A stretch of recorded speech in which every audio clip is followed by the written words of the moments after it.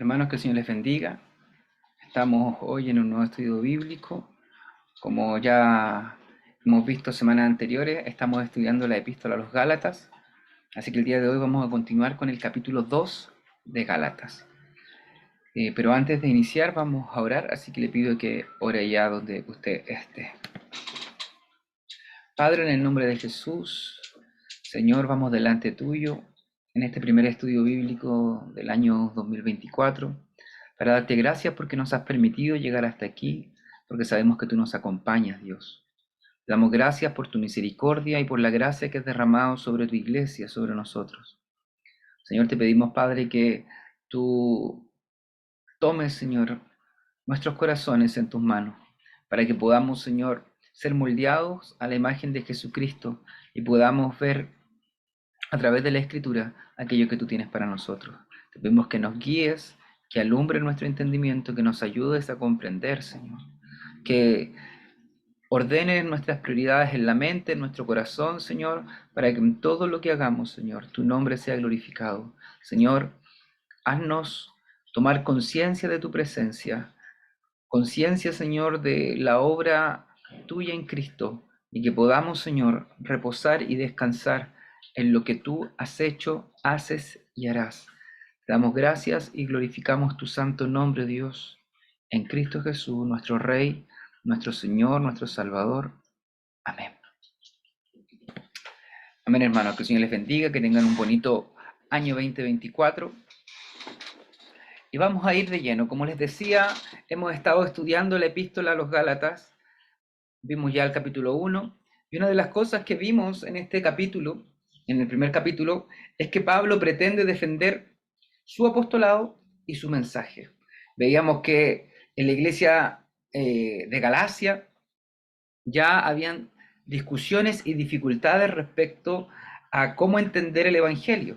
Habían llegado algunos que sostenían que para ser parte del pueblo de Dios era necesario, como había ocurrido en su momento con el judaísmo, era necesario poner en práctica la ley de Moisés y ingresar al pueblo de Dios por medio de la circuncisión. Y entonces Pablo lo que va a hacer en esta epístola y lo que va a hacer desde aquí en adelante, ya hemos visto algunos argumentos, es mostrar que el mensaje que él está proclamando, que él está predicando, es un mensaje que no fue enseñado por hombres, sino que viene directamente del Jesucristo resucitado, que salió al encuentro de él en esa escena que nosotros recordamos del camino a Damasco. Es un mensaje que proviene directamente de Jesús, del Cristo resucitado, y a su vez que este evangelio no ha sido pervertido de ningún modo. Por eso es que habla y dice que cualquiera que predique un evangelio distinto al que él esté predicando sea anatema. Es decir, el evangelio, la buena noticia que él proclama, es la buena noticia que Cristo proclama y que los apóstoles proclaman. Pero él lo está defendiendo en el primer capítulo desde su manera de entender de que el mensaje le fue entregado por Cristo mismo.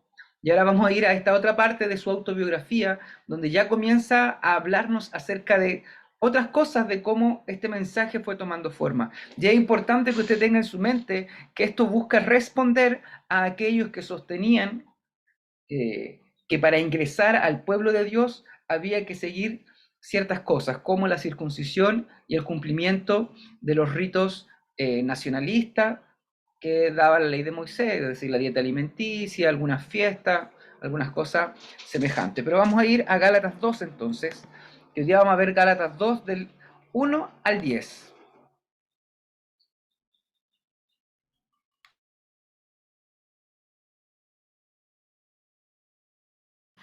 Y parte así, dice, entonces, después de 14 años, subí otra vez a Jerusalén con Bernabé, llevando también a Tito. Como les comentaba yo la última clase que tuvimos, cuando uno lee la Biblia, pareciera que entre página y página pasa muy poquito tiempo. Sin embargo, nos damos cuenta que hay mucho periodo temporal que acontece entre ellas. Vimos la otra vez que Pablo, luego de tener su encuentro con el Señor, no va a Jerusalén y se presenta inmediatamente a Pedro, sino que después de un tiempo se presenta a Pedro, le explica lo que está haciendo y vuelve nuevamente a salir de Jerusalén y parte a otros lugares. Y entonces aquí en el segundo capítulo dice, bueno, y luego subió otra vez a Jerusalén, o sea, otra vez fue a donde estaba el epicentro, por así decirlo, de el movimiento naciente del cristianismo, a Jerusalén. Pero ahora va 14 años después. Ahora, aquí hay una duda, un interrogante, que si son 14 años después desde que se encontró con el Cristo resucitado, o si son 14 años después de su primer encuentro en Jerusalén con Pedro, Jacobo, con el hermano, con Santiago, el hermano del Señor, que dice. Pero aún así, más allá de esto, usted puede comprender que hay un periodo temporal bien extenso entre el encuentro de Jesús con Pablo y luego esta segunda visita a Jerusalén. O sea, Pablo ya estaba ejerciendo su ministerio. Su evangelio ya lo estaba proclamando a los gentiles. Es más, dice aquí que subió con Bernabé y con Tito.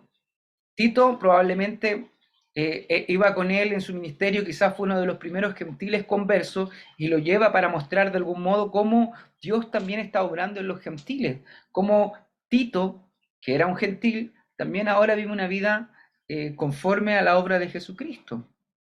Bueno, y sube con Bernabé, que era también un líder importante en la iglesia antigua y sobre todo en el ministerio de Pablo, emparentado probablemente con el autor del Evangelio de Marcos, con Juan Marcos, si es que el autor de Marcos, Juan Marcos, emparentado, y era un compañero de ministerio del apóstol Pablo. Entonces dice que después de 14 años, o sea, pasó un largo espacio de tiempo, subió otra vez a Jerusalén con Bernabé llevando también a Tito. Y dice que subió por causa de una revelación y les presenté el evangelio que predico entre los gentiles. O sea, póngase en esta instancia. Pablo se encuentra con el Señor Jesucristo. El Señor Jesucristo lo comisiona a que predique el evangelio entre los gentiles. Y comienza Pablo a predicar el evangelio. Pablo era una persona aventajada, él mismo lo dice en el judaísmo, él conocía mucho de lo que nosotros llamaríamos el día de hoy el Antiguo Testamento, y a través de ahí, más la enseñanza de Jesucristo, comienza él a entender este evangelio prometido desde el principio de los tiempos y que ahora había llegado ya al culmine de su tiempo. Y vimos ya que en su primera encuentro con Pedro le habla un poco de esto, se relacionan bien, y entonces él comienza a predicar. Ya estamos hablando de 14 años donde Pablo predica el Evangelio, para que usted tome sentido, desde que la iglesia fuente de restauración legalmente se establece, no recuerdo muy bien cuánto tiempo tenemos, pero estamos por ahí entre los 15, 18 años, si mal no recuerdo. Pero si uno piensa y mira hacia atrás, 14 años es bastante tiempo. O sea, si usted piensa y dice, bueno, 14 años atrás, no es que fue a la vuelta de la esquina, son bastante tiempo. Entonces son 14 años en que Pablo, disculpen, estuvo predicando un mensaje entre los gentiles. Y uno diría, bueno, entonces, ¿por qué Pablo no fue inmediatamente a mostrarle, no sé, mira, este es el evangelio que predica, qué piensan ustedes, qué dicen ustedes, qué tengo que hacer? No, acuérdense que Pablo lo que está diciendo aquí es que su mensaje, su evangelio no fue dado por hombres. Es decir, no fue que Juan, Pedro o Jacobo le dijeran esto tienes que predicar, sino que Cristo mismo se lo dio. Ahora, después de 14 años, sube nuevamente a Jerusalén, habla ahora con los líderes que estaban ahí en privado, con los que tenían alta reputación, y les cuenta esa revelación, ese mensaje. Y aquí dice, ¿para qué? Para cerciorarse de que no corría ni había corrido en vano. Es decir, Pablo tiene de algún modo una revelación, no nos explican aquí cómo fue esto, no nos explican de qué manera él es llevado o impulsado, empujado a ir una vez más a Jerusalén para presentar el evangelio que predica a estos líderes. No se nos dice aquí lo que pasa, pero es impulsado a ello y va con este mensaje que no es de hombres, ni lo recibió desde los 12 apóstoles, sino que Pablo defiende que lo recibió directamente de Jesucristo, pero lo lleva a estos líderes para que lo examinen. ¿Por qué? Porque él dice, no quería yo correr en vano, o sea, no quería decir que llegara ahí luego y hablara con los líderes, que probablemente haya sido el mismo Pedro, Juan y Santiago, Jacobo, y que ellos le dijeran, oye, no, estás proclamando un evangelio errado, estás proclamando un mensaje que no es correcto. Entonces va delante de ellos para que ellos le puedan decir, estás bien o estás mal, y poder conciliar su mensaje. Y ahora esto es importante en nuestro siglo XXI, porque ya no estamos hablando ahora de que estuvieran los apóstoles vivos, los apóstoles del día de hoy ya no están vivos, no estamos hablando de alguien que se haya encontrado con el Cristo resucitado, porque Pablo fue el último que se encontró con el Señor Jesucristo resucitado. De ahí que hay una imposibilidad hoy de argumentar como argumentaría Pablo, de tener una nueva revelación dada directamente por Jesucristo. Porque si eso llegase a acontecer, estaría en la categoría de lo que Pablo mismo dice, que sería un evangelio distorsionado, anatema. Ahora, ¿cuál sería el evangelio correcto? Un evangelio que uno pueda examinarlo hoy a la luz de Pablo y a la luz de los líderes de la iglesia, en este caso de los apóstoles, y que estuviera en concordancia con ellos. Por eso es que nosotros como cristianos evangélicos tenemos la escritura como autoridad. Es por eso que nosotros cuando proclamamos o predicamos un evangelio, este tiene que ser en armonía con lo que alguna vez predicó Pablo, Pedro, Juan y cada uno de los apóstoles. ¿Y cómo conocemos tal predicación? Bueno, por el registro que tenemos de esta proclamación, de esta enseñanza, de estas doctrinas en la Escritura. Por eso es que puede parecer loco de repente cuando alguien dice, oiga, pero esto que usted está proclamando, esto que está diciendo, no es bíblico. Pero la verdad es que nosotros debemos someternos a la autoridad de los apóstoles que está en la Escritura. Imagínense aquí Pablo, quien había tenido un encuentro directamente con el Señor Jesucristo, que no había aprendido de los que tenían alta reputación en Jerusalén, sino que de algún modo, que no nos muestra aquí a través de revelaciones, a través de su aventajamiento en el judaísmo, él había llegado a unas conclusiones evangelísticas que luego él mismo pone a los pies de los líderes de la iglesia. ¿Y la pone a los pies para qué? Para cerciorarse. No es que él no creyera y no pensara y dijera, este mensaje es un mensaje correcto que me lo entregó el Señor Jesucristo, sino también para ver si estaba en armonía con lo que otros estaban predicando. Y entonces esto es lo que vemos en el versículo 1 y 2 del capítulo 2, de que Pablo va junto a sus colaboradores Bernabé y Tito, se presenta privadamente delante de los líderes de la iglesia que estaban en Jerusalén para exponerles el evangelio que él predica, que le había sido entregado por el Señor. Bueno, ¿y qué pasa con esto? Vamos a seguir. Pero ni aun Tito, que estaba conmigo, fue obligado a circuncidarse, aunque era griego. Como les dije, Tito no era una persona judía. Tito era un griego, era un gentil. Entonces recuerde que el contexto de lo que está aconteciendo aquí es que habían algunos que sostenían que los gentiles que entregaban su vida a Cristo para poder ser parte del pueblo de Dios tenían que circuncidarse, como había acontecido históricamente para ingresar al judaísmo. Los judíos se circuncidaban, es decir, parte del prepucio lo cortaban, aquello en señal de que ahora eran parte del pueblo de Dios. Esa era la señal externa. Y entonces aquí Pablo lo que está diciendo es que, mira, me junté con los apóstoles, me junté con los líderes de Jerusalén, con aquellos que están en alta estima de la iglesia. Y fui con Tito, un gentil. Y Tito estaba conmigo. Y nadie lo obligó a él a circuncidarse. Lo que mostraba de algún modo en la práctica que su mensaje no estaba tan alejado del mensaje que también estaban proclamando los apóstoles en Jerusalén. Es decir, que para ser parte del pueblo de Dios no es obligación la circuncisión.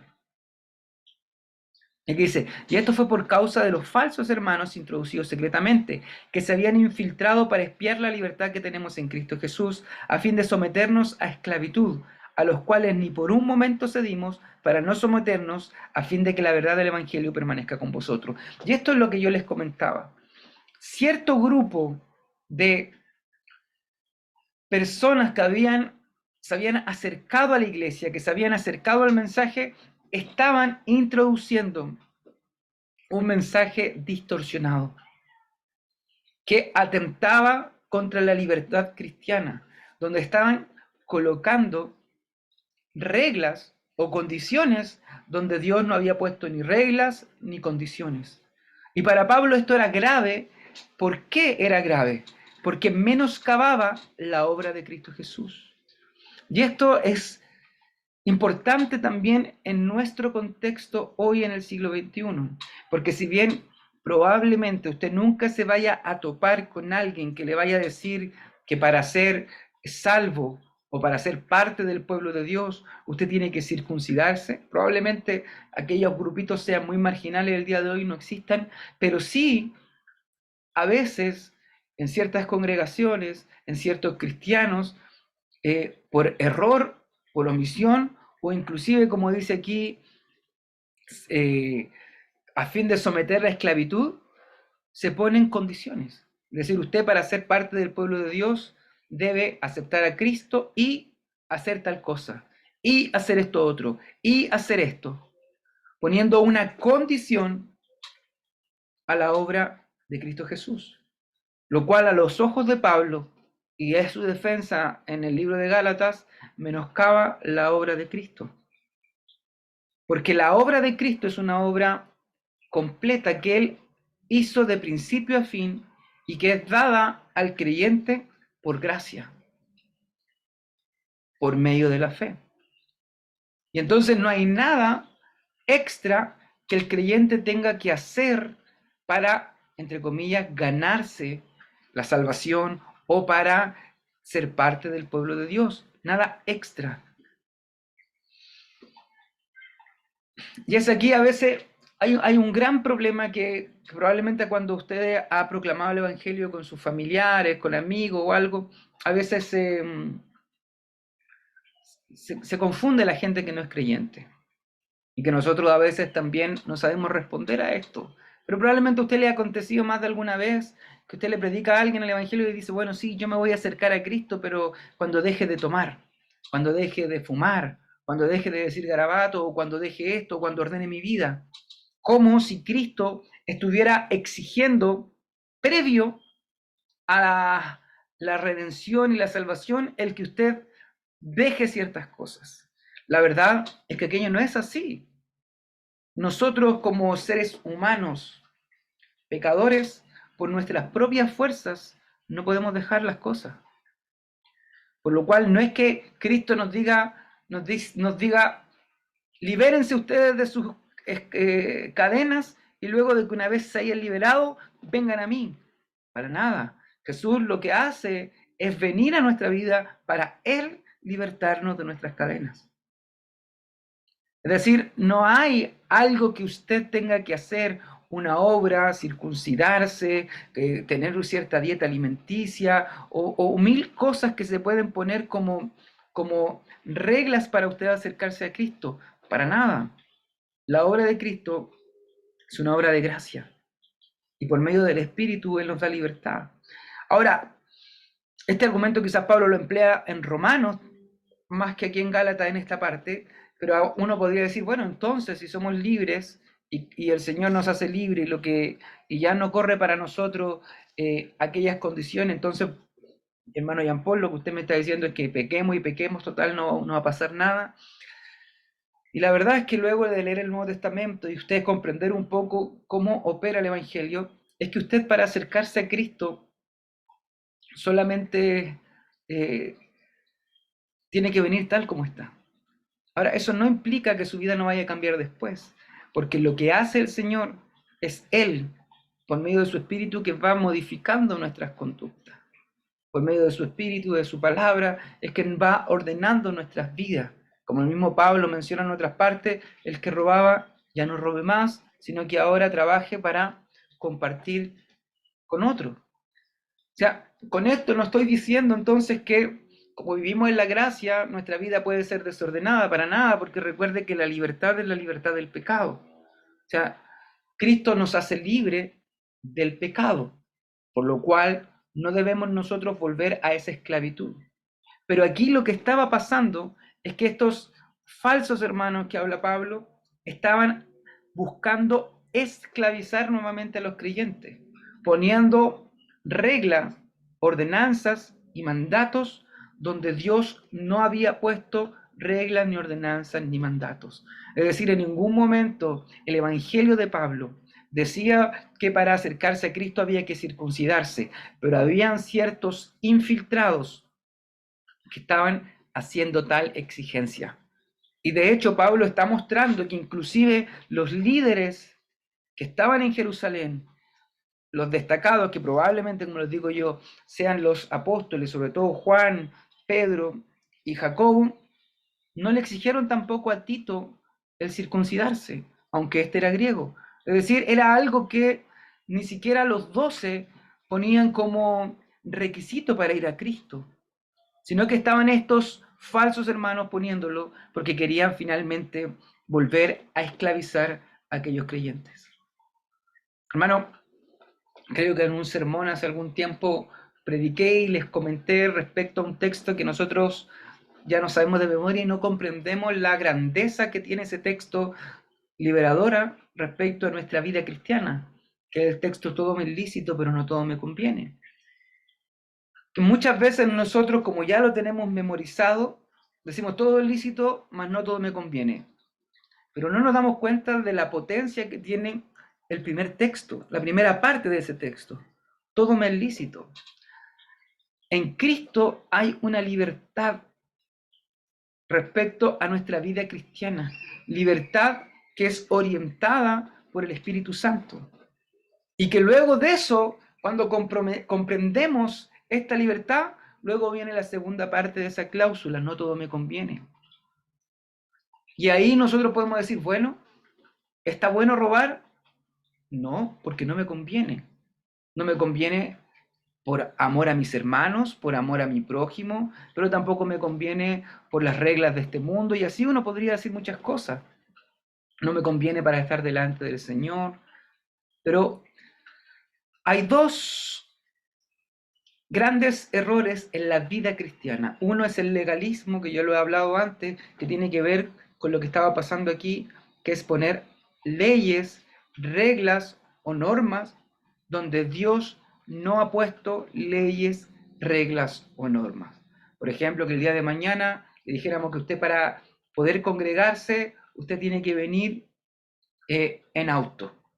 Esa, que además parece bien absurda, pero aquello no es una norma establecida por Dios, no es una regla ni es un mandamiento.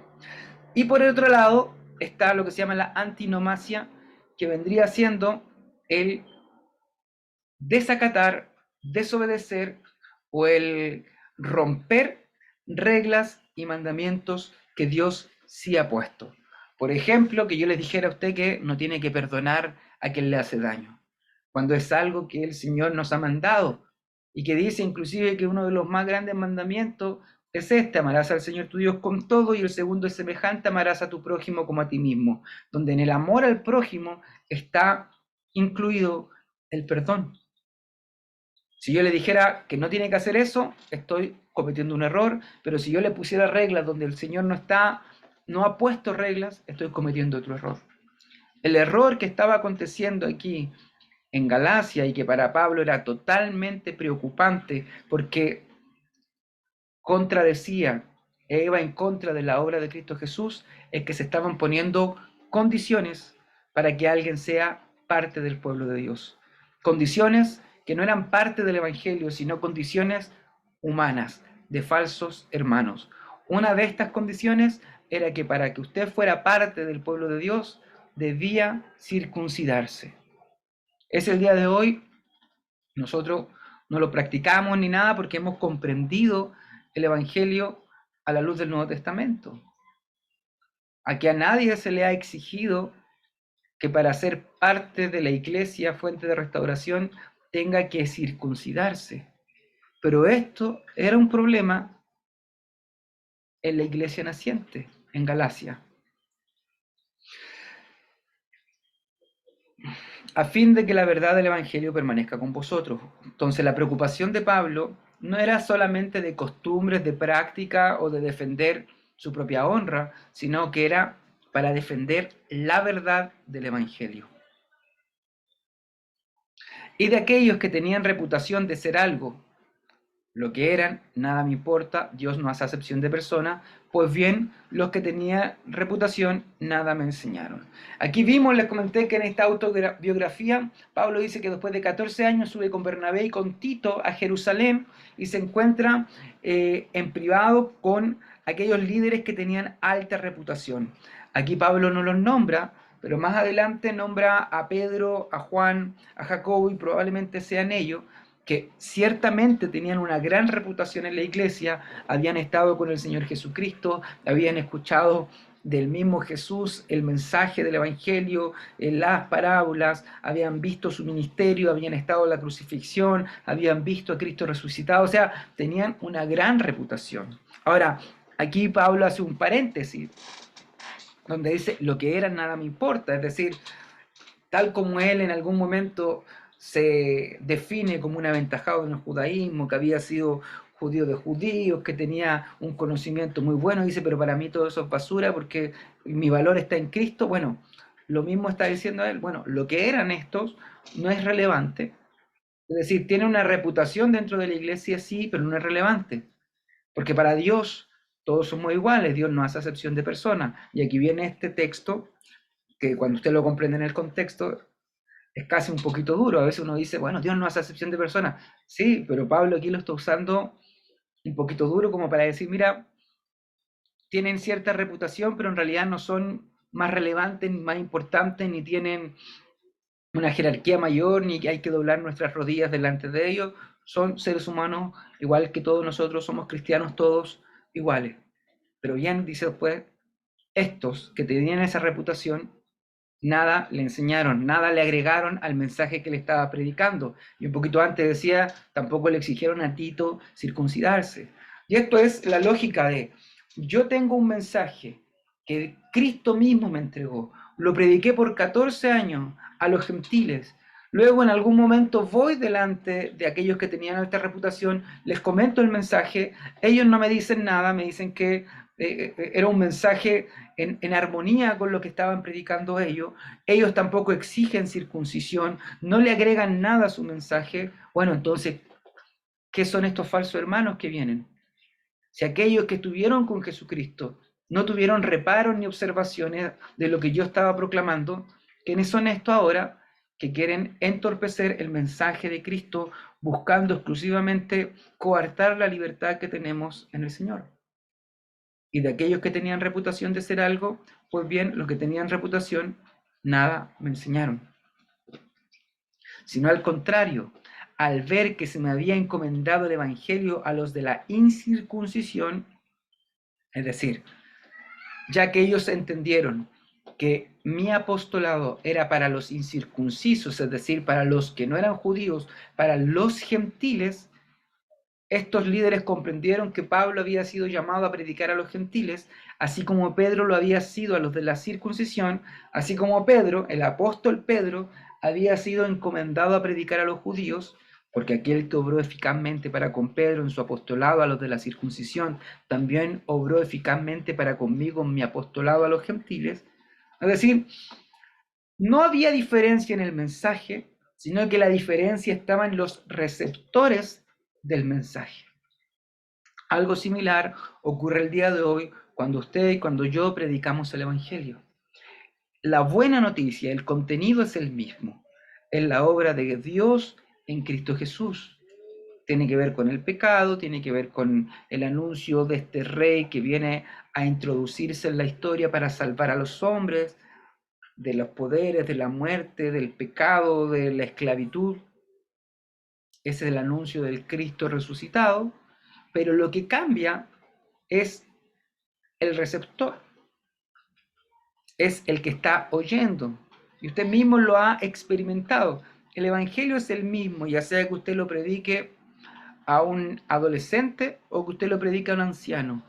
Pero ciertamente la manera en que usted lo va a comentar, las ilustraciones, los ejemplos, los acentos van a ser distintos para un adolescente que está enfrentándose probablemente a etapas complejas de su vida y todo el futuro que lleva por delante, en diferencia a lo mejor de un anciano que está ya en la última etapa de su existencia.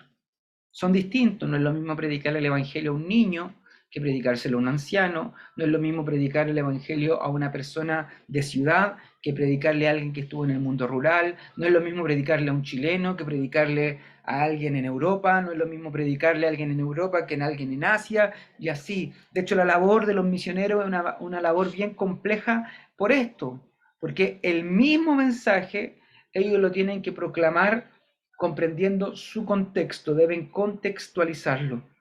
Lo mismo nos pasa a nosotros.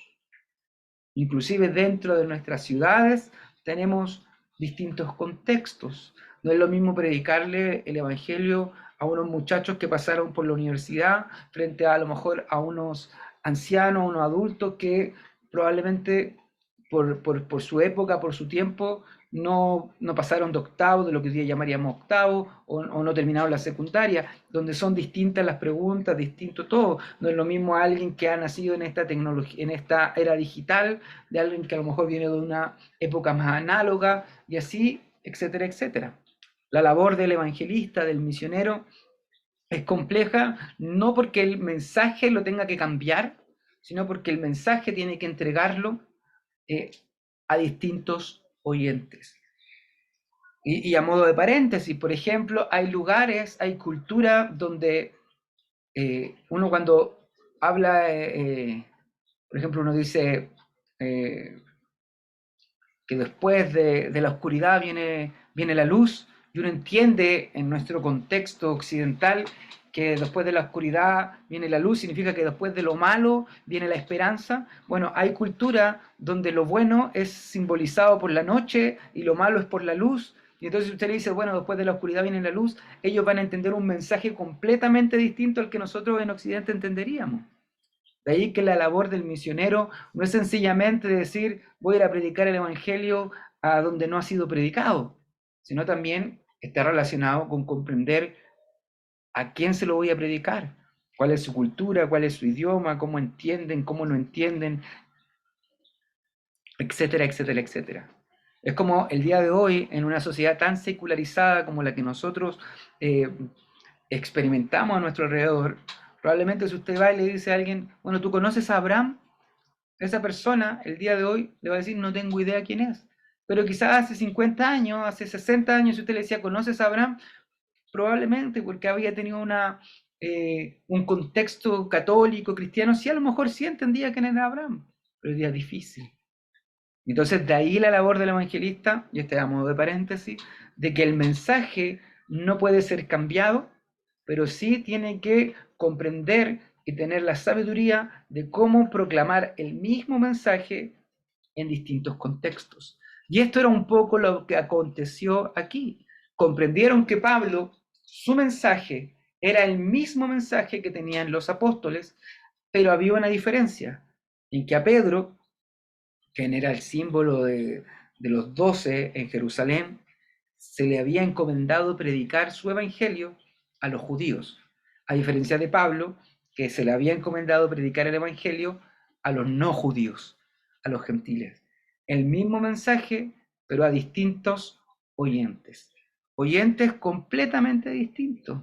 Porque si usted, imagínese en el tiempo de Pablo, tenía que ir a predicar el evangelio a una ciudad remota de Europa, probablemente no les podría decir, bueno, así como el rey David hablaba acerca del rey que vendría, porque ellos desconocían quién era el rey David.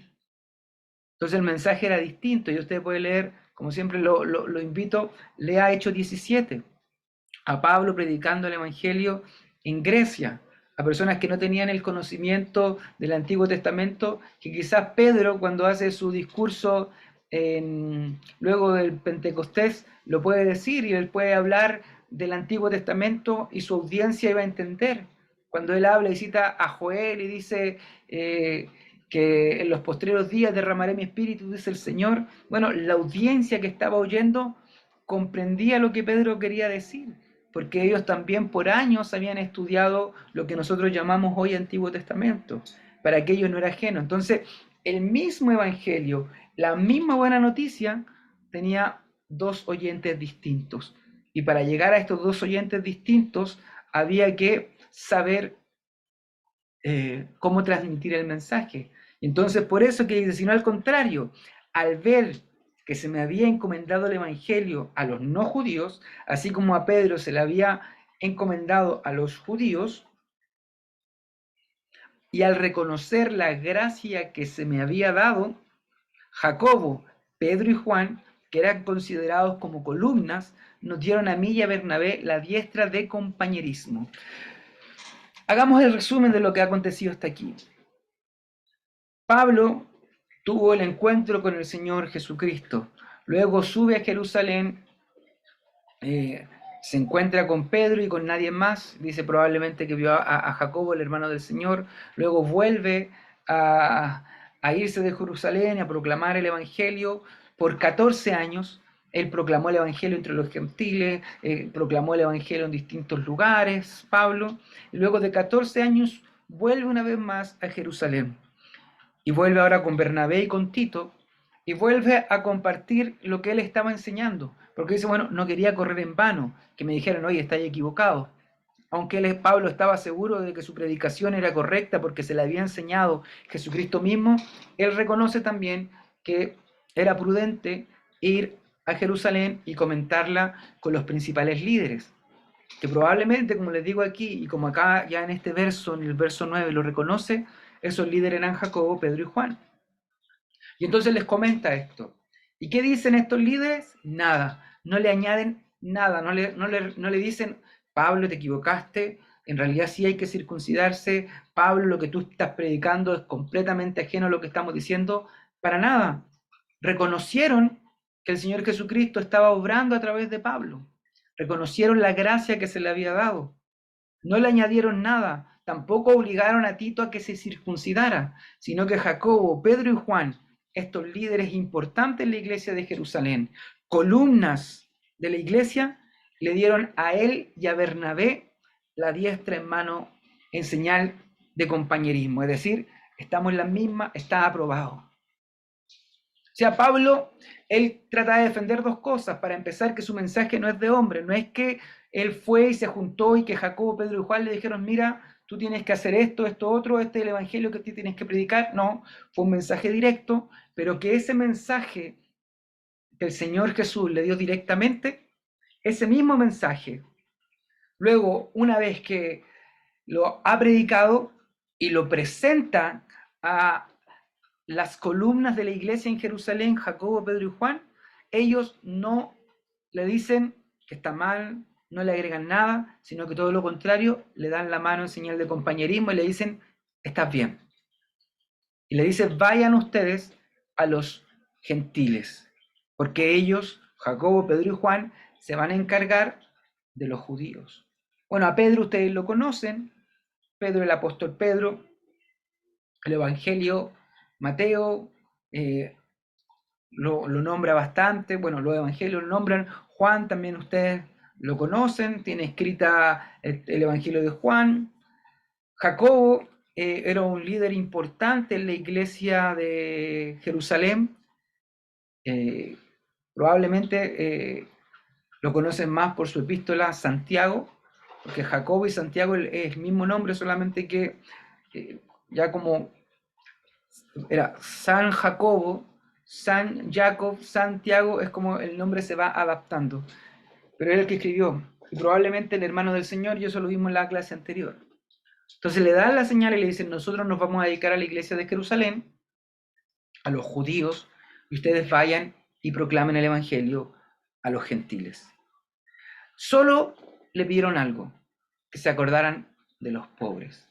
Y dice Pablo, lo mismo que yo estaba deseoso de hacer.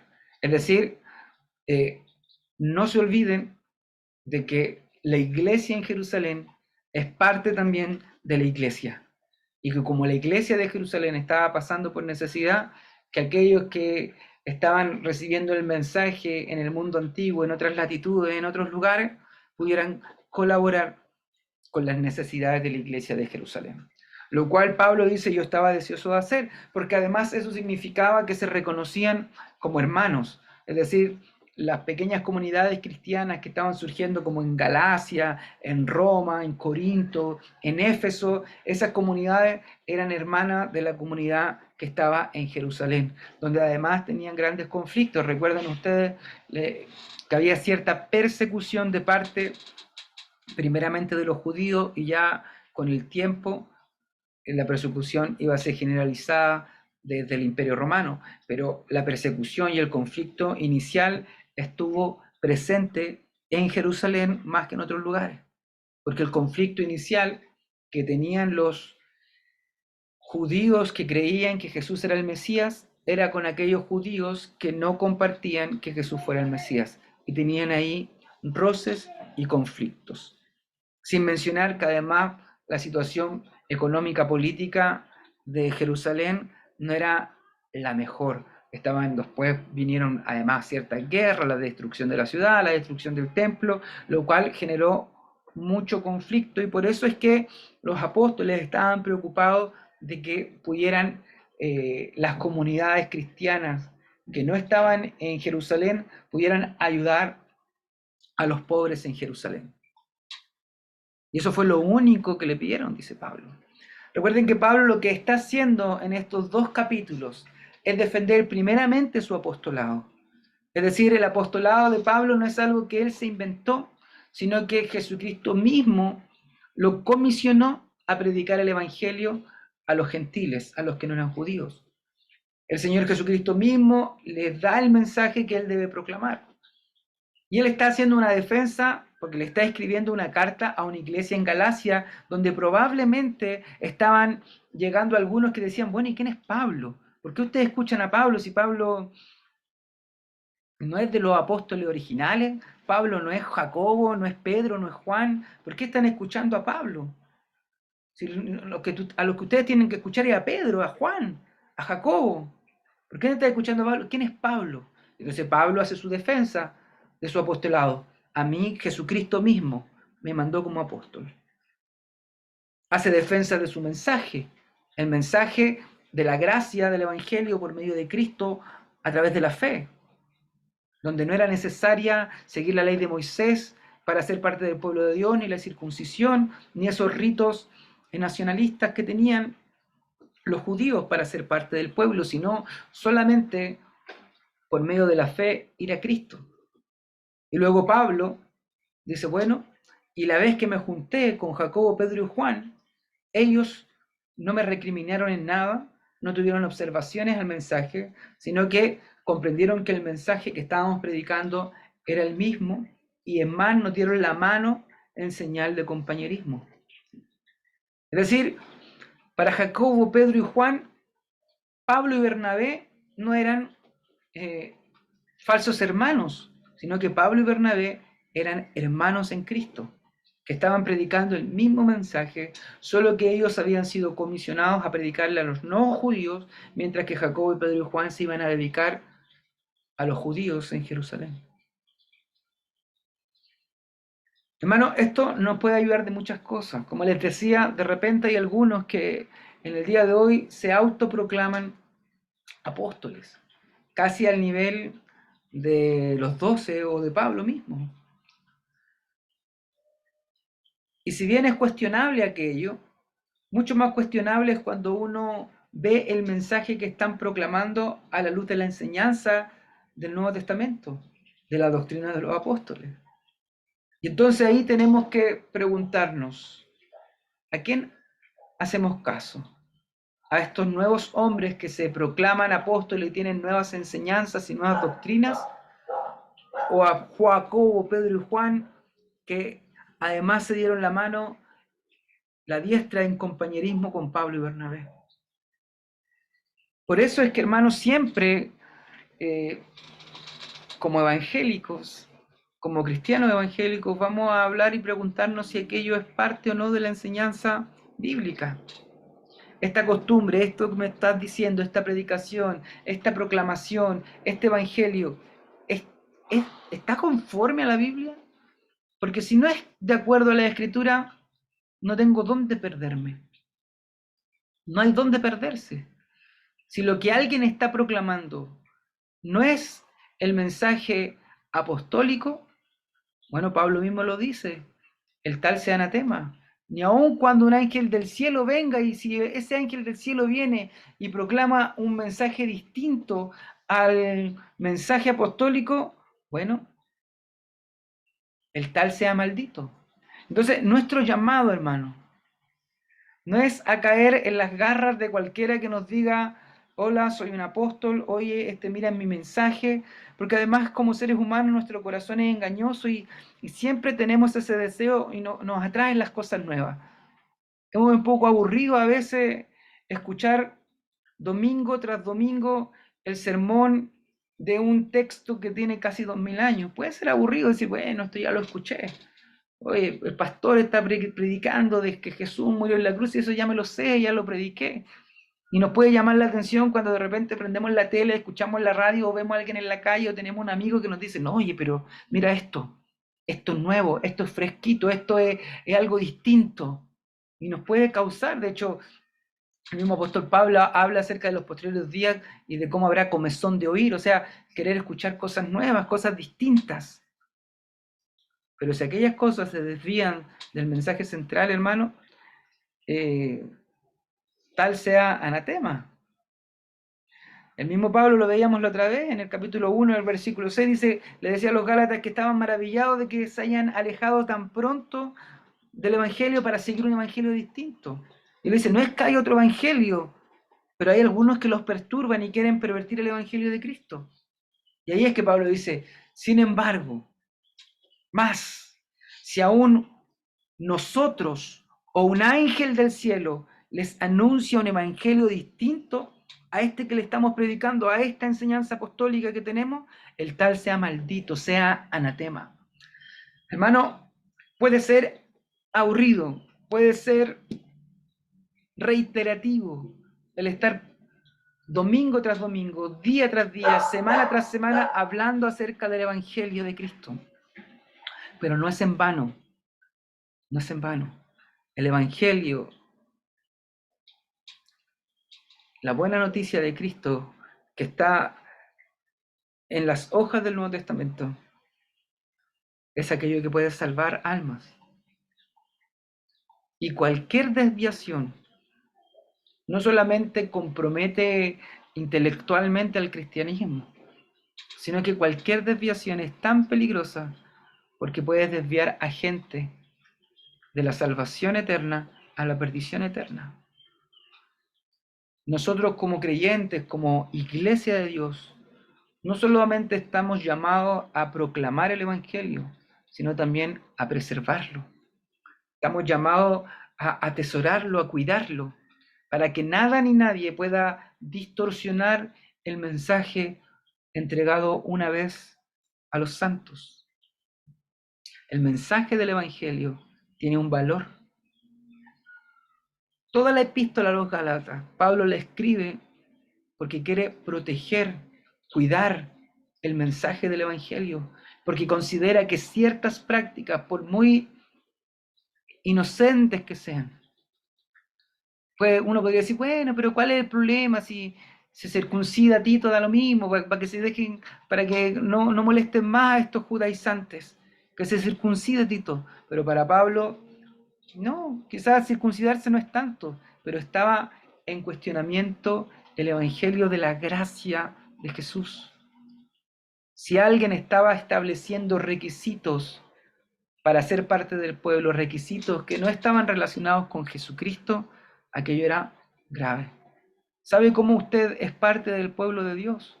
¿Cómo tiene que hacerlo para ser parte del pueblo de Dios? No es que usted sea judío, no es que usted tenga que ser judío, no es que usted tenga que tener sangre judía. El requisito para que usted sea parte del pueblo de Dios es entrar por la puerta. Es Cristo. Toda persona, de toda lengua, de toda nación, de toda época, que va a Cristo y cae a los pies de Cristo y es salvado por Cristo, es parte del pueblo de Dios, ya sea judío, ya sea griego, ya sea mujer, ya sea hombre, ya sea esclavo, ya sea libre. Es parte del único pueblo de Dios. No hay dos pueblos, no hay tres pueblos, no hay 1000 pueblos, hay un solo pueblo de Dios. Un pueblo de Dios compuesto por gentiles, por no gentiles, por judíos, por no judíos, por chilenos, por venezolanos, por colombianos, por italianos, por franceses, por sudafricanos, por japoneses, etcétera, etcétera, etcétera. Todo aquel que ha entregado su vida a Cristo, que se ha afirmado por la fe en Cristo Jesús, es parte del pueblo de Dios. No te hace ser parte del pueblo de Dios circuncidarse, no te hace ser parte del pueblo de Dios hacerte miembro de una denominación específica. Solo Cristo es que nos hace ser parte de la familia de Dios. Dios nos adopta por medio de Él. Por eso era tan peligroso el que se pusiera en condiciones para ser parte del pueblo de Dios. Por eso el día de hoy es tan peligroso cuando alguien te dice la salvación es por gracia, pero ahí hay que estar muy atento a lo que viene después. Porque ese pero, si te dicen, bueno, la salvación es por gracia, pero usted tiene que, no sé, póngale ahí alguna condición extraña. Tiene que circuncidarse, usted tiene que ir al cerro más alto de su ciudad y ahí encontrarse con el Señor, usted tiene que vender toda su riqueza y entregarla a la iglesia, o no sé, o tantos peros que pueden haber a lo largo de la historia han habido. Solo en Cristo tenemos salvación y para ser parte del pueblo de Dios tenemos que estar en Cristo. Los cambios éticos, morales en la vida del creyente vendrán por obra del Espíritu Santo, pero no son precondición para acercarse a Cristo. Hermano, hermana, o mejor dicho, oyente, amigo, amiga, si tú estás escuchando a Cristo que te está llamando, no pienses que tienes que dejar ciertas cosas para venir a Él. No digas, voy a hacer esto primero, tengo que dejar de fumar, tengo que ordenar esto, tengo que... Ven a Cristo, hoy. No esperes a mañana. Hay cosas que tenemos que cambiar, ciertamente, pero las cambiamos con ayuda del Señor. El Señor nos llama tal como somos.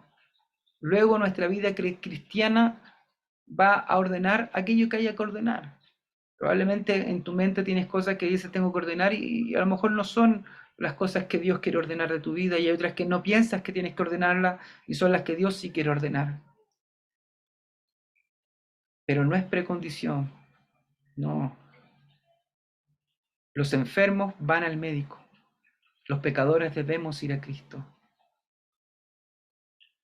No esperemos que pase más el tiempo, no esperemos que pasen los días, no digas cuando deje esto, cuando ordene esto, no, hoy, porque solo yo no puedo, solo tú tampoco puedes. Nuestra vida es libre cuando llegamos a Cristo.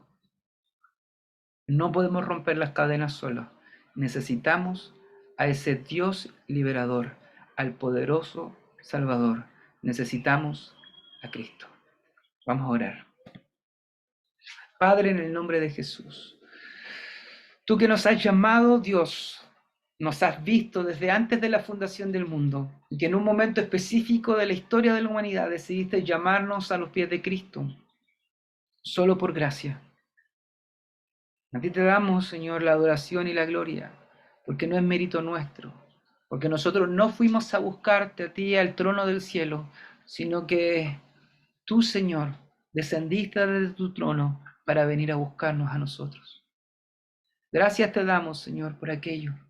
Queremos partir este año recordando siempre que tú, Señor, viniste a nuestro rescate, que tú, Señor, estás ordenando nuestra vida, que tú, Señor, estás cambiando los deseos de nuestro corazón, que por medio de tu Espíritu Santo estás obrando para romper aquellas cadenas que nos hacían esclavos, esclavos al pecado, esclavos a la muerte, esclavos a la inmoralidad, esclavos, esclavos, esclavos, Señor. Ayúdanos, Dios, a comprender el misterio de tu gracia, porque estamos acostumbrados, Señor, a vivir en un mundo donde nada es gratis. Por eso nos complica tanto la gracia, porque estamos acostumbrados a que siempre por algo tenemos que dar algo a cambio, una transacción, Señor.